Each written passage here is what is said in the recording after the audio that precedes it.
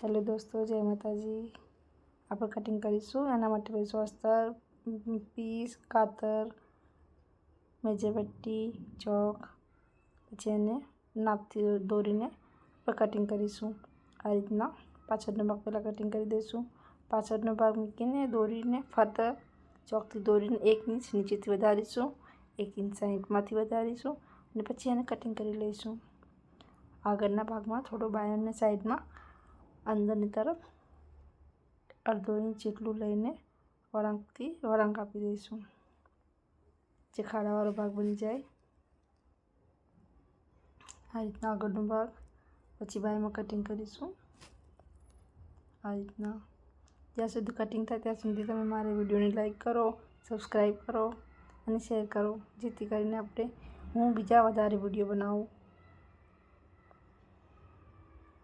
આ રીતના હવે બેન્ચ આ રીતના રાખીને ઉપરથી ખાડાવાળો ભાગ બનાવી દઈશું આગળનો, જેમાં આ સીધું સરળ કટિંગ છે, આસાનીથી થાય છે કટિંગ।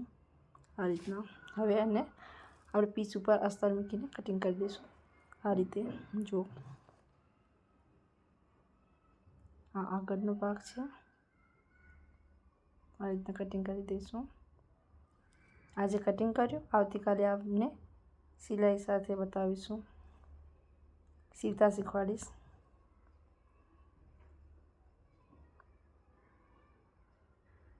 આ રીતના ચલો, વિડીયો પસંદ આવ્યો હોય તો લાઈક, સબસ્ક્રાઈબ ને શેર કરજો।